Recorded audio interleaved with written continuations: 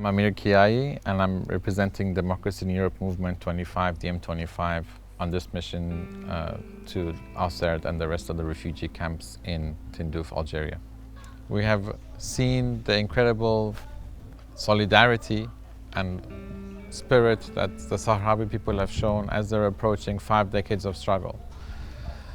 And it's a struggle that as Europe is especially complicit in, whether that's through expanding trade with the main colonizer, in this case Morocco, and not taking up its responsibility of decolonization, which would fall on Spain, as well as providing arms and weaponry and so on for the conflict to continue.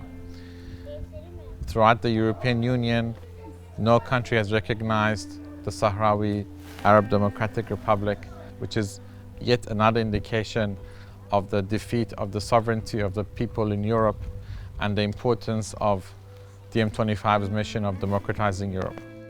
There's been so much impact on us here, whether it was the amazing welcome and the generosity displayed by the Sahrawi people and their steadfastness in the struggle that's on display after 47 years of being in these extremely harsh conditions. We've also visited an indigenous innovation around farming, for example, which surpasses everything that is possible in the worst conditions possible. There's an aquaponic farm with a complete water cycle, for example, that's being developed here.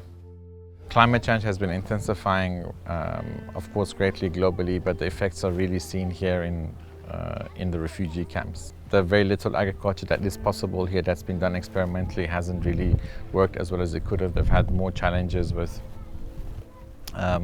extreme weather events, which happened a few years ago and destroyed quite a lot of the refugee housing. And as you can see around you here, that there is not much housing to begin with in the first place. The very little resources that they have has had to actually go into coping with the climate change situation, on top of dealing with about high rates of inflation as well as reduced humanitarian aid due to the Ukrainian crisis.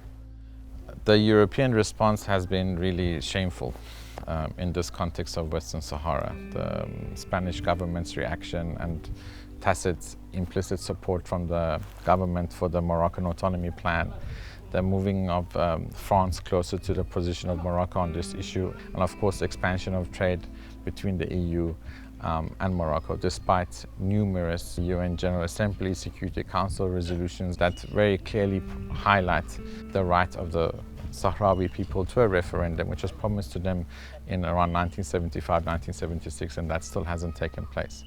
And the geopolitical situation, of course, is changing, and the interplay between the energy crisis as well as the refugee crisis is being used as a catalyst towards further entrenching colonization in the occupied parts of Western Sahara.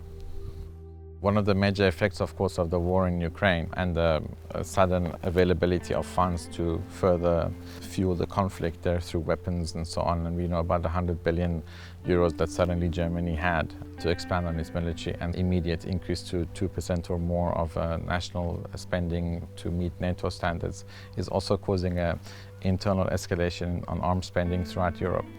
This obviously has an effect of reducing the little humanitarian aid funding that was available. So the Sahrawi people at the moment are, apart from the UNHCR, WFP and so on funding, rely heavily on people-to-people organizations, primarily based in Spain, but of course throughout the world and Latin America, Cuba, Venezuela, etc., that are sustaining the population here.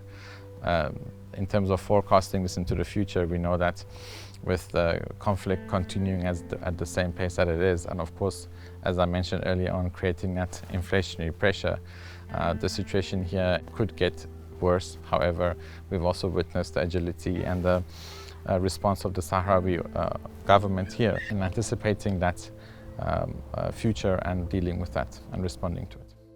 In our meetings with the officials, with the people, with the civil society members and so on, that every meeting we've had, even with our host family, the core message has been that this forgotten conflict, and it is a conflict situation, it's important that the world remembers and does not forget about the continuing colonization of the Sahrawi people's land.